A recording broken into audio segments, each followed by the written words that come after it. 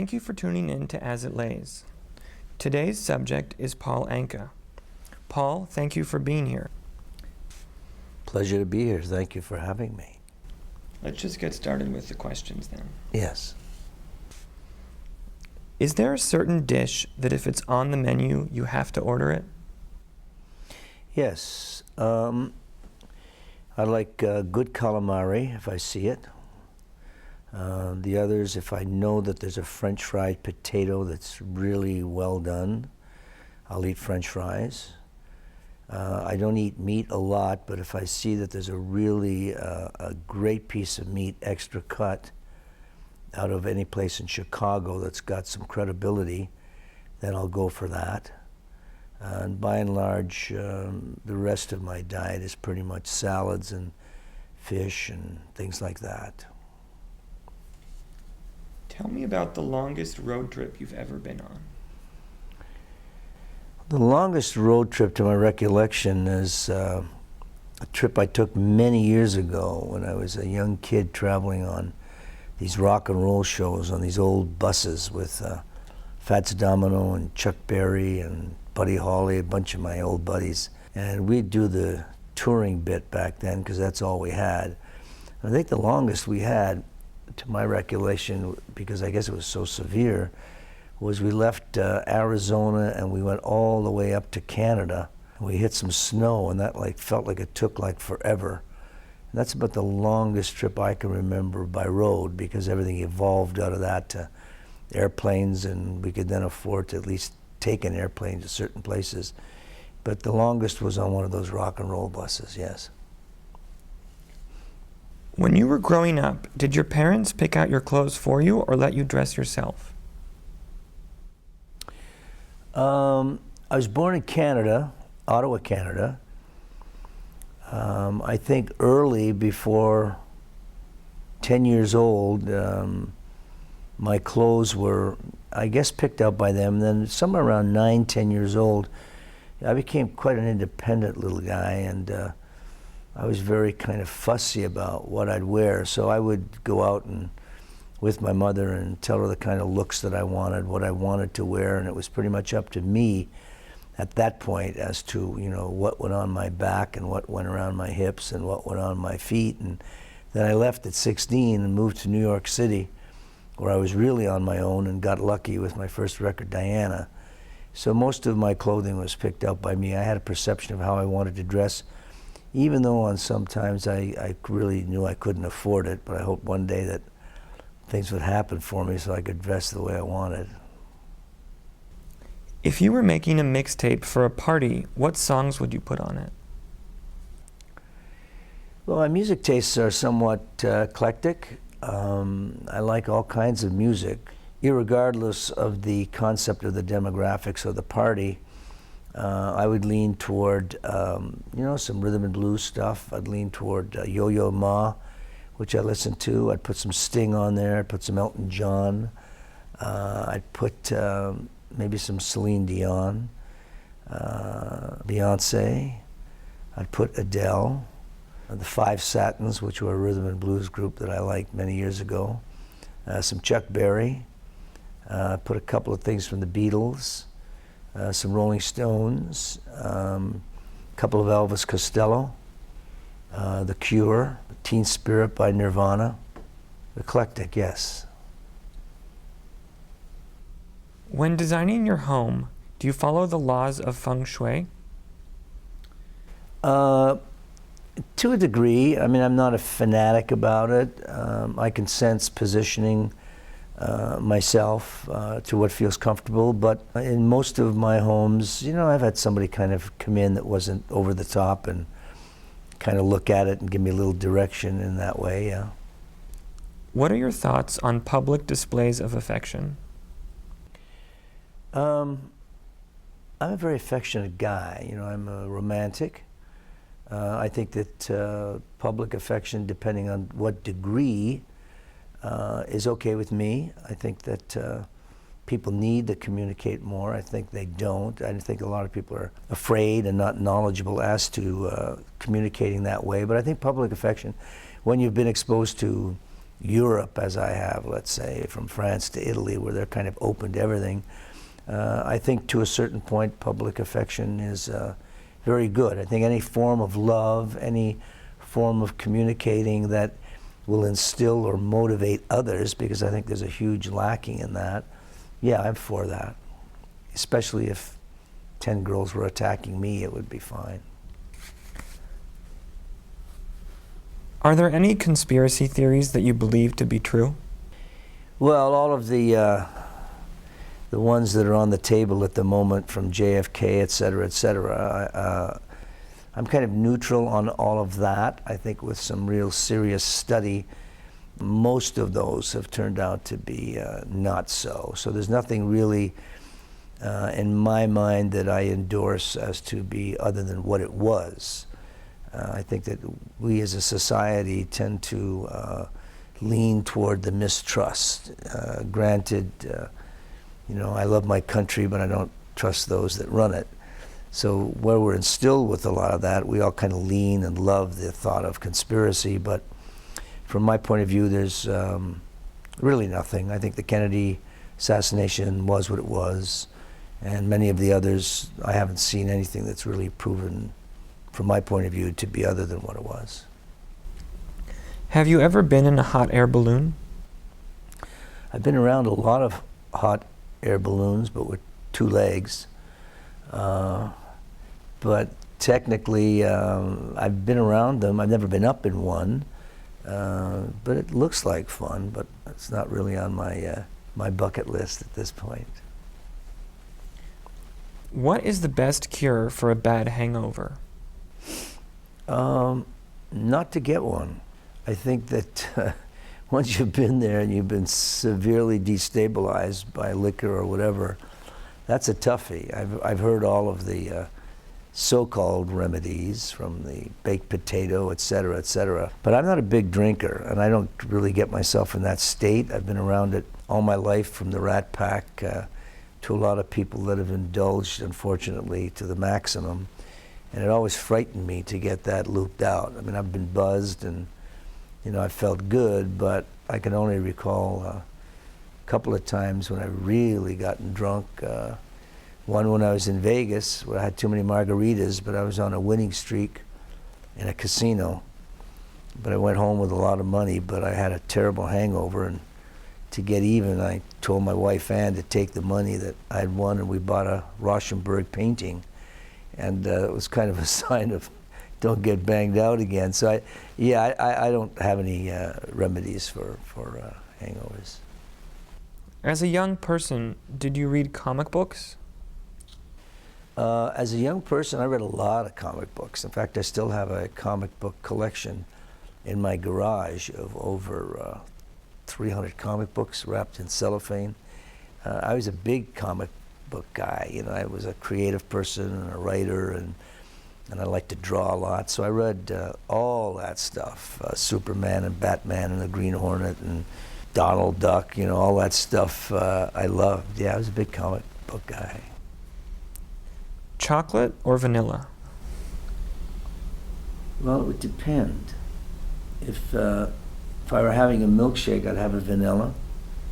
If I were having a piece of chocolate after dinner, it would be dark chocolate. I guess my leanings are toward chocolate as opposed to vanilla, which is a limited kind of palate requirement to me. Chocolate I adore, and I love great chocolate, and I think it has some medicinal values to it. So the answer, elongated, is chocolate.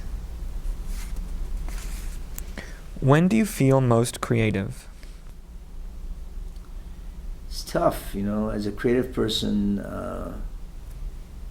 it comes at you in very different forms. It doesn't necessarily depend on a certain mood. It depends on many kind of moods or many kind of things that have affected you. You know, I write in adversity, I write when I'm down, I write when I'm up.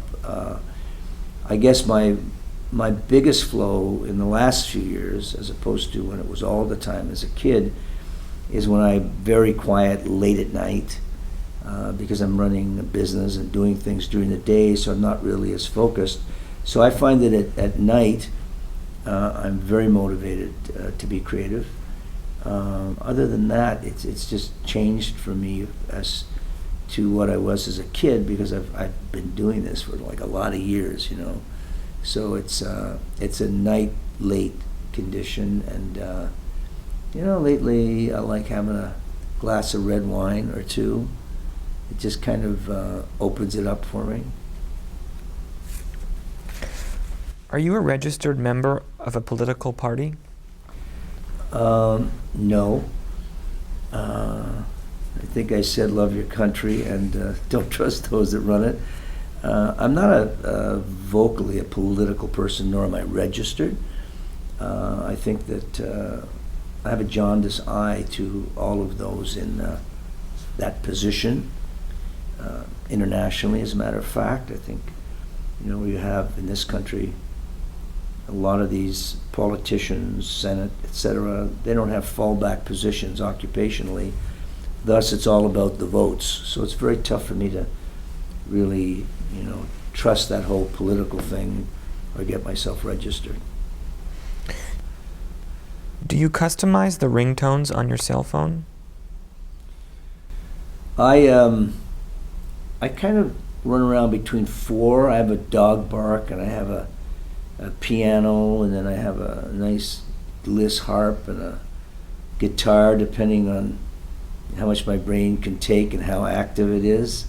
So I do customize between, you know, 4 or 5 that I like, that aren't going to get me too angry, because I think that we're, unfortunately, sociologically, we've kind of become slave to the text ring and the phone ring, and I don't want to jump all over it all the time. And I think the louder it is and the more inducing that it is, you tend to pick it up. So I've got, you know, quite a few sounds in there that I like to fluctuate between.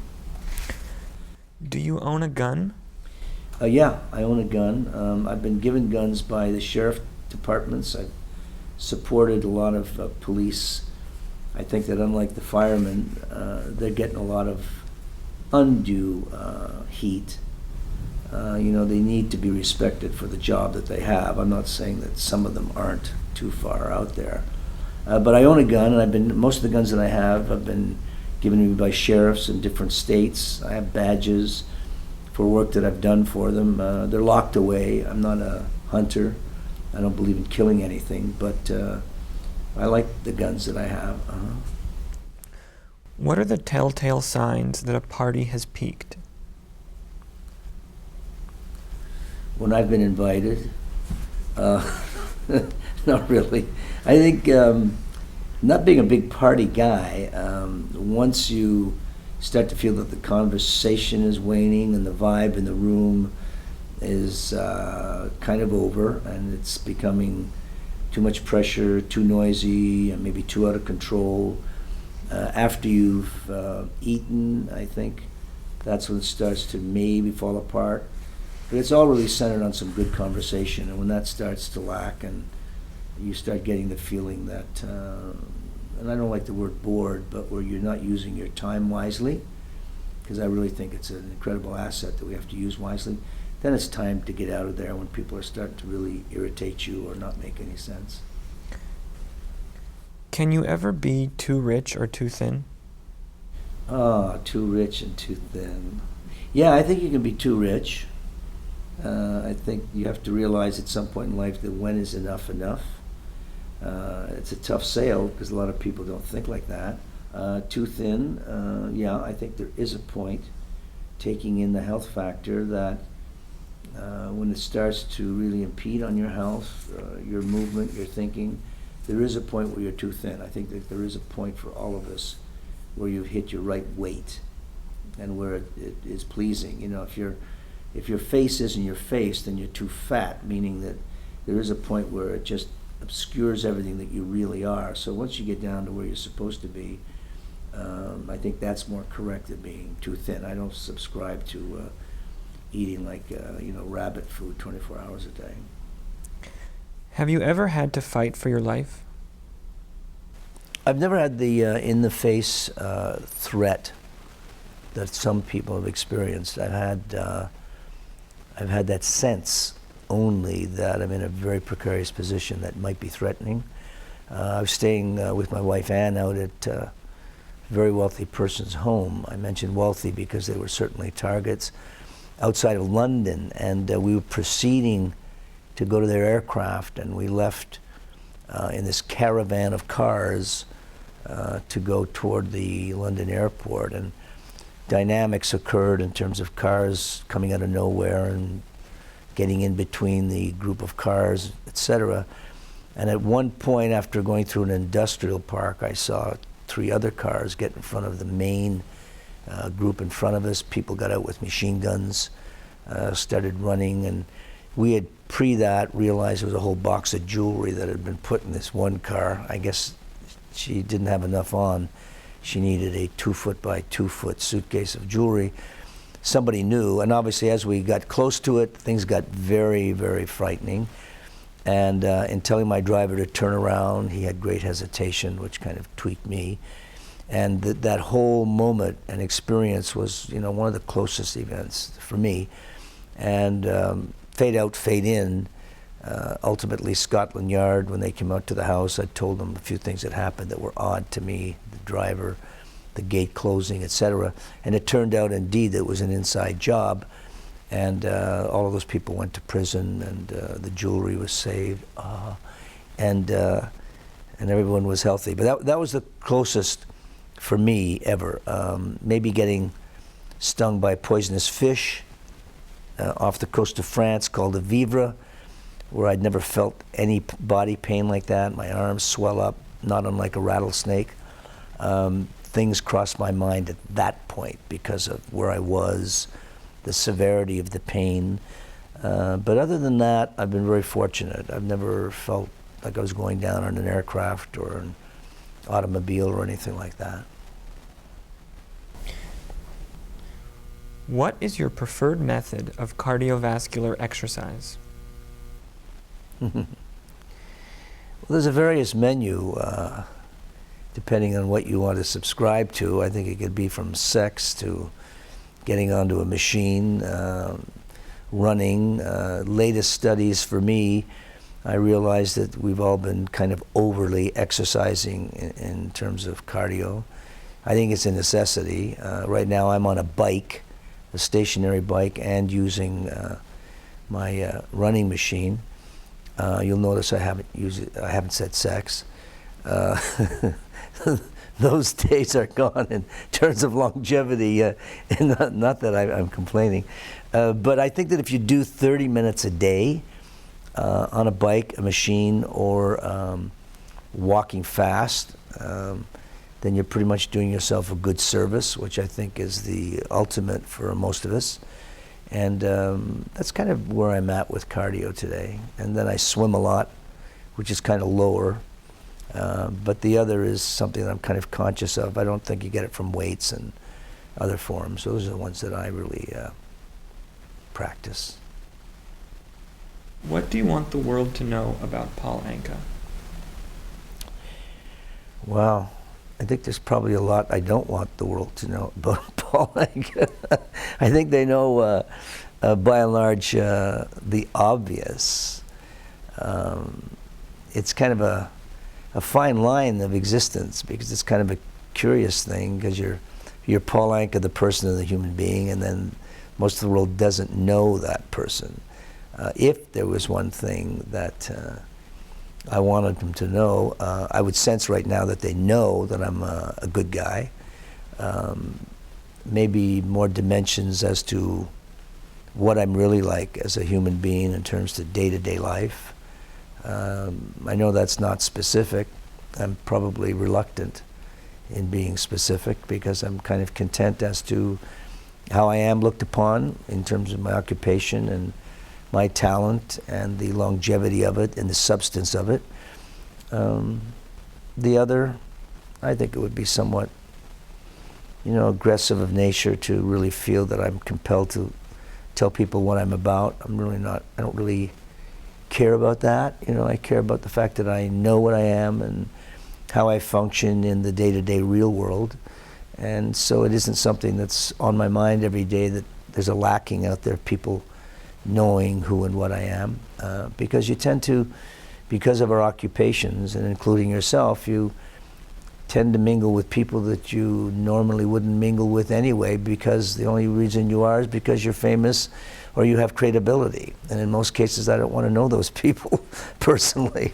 You know, I want them to know me for my talent and just respect that part, and then kind of leave me alone to my loved ones and those that give me the satisfaction of the existence that I'm living, and try to lean away from narcissistic tendencies of being somewhat aware of wanting people to know everything I'm about.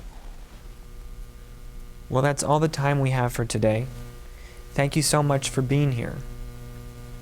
Well, it's a pleasure to be here. It felt like not enough time, actually, so that's a compliment to you, to some great questions. Thank you for watching. Yes. Thank you. Thank you.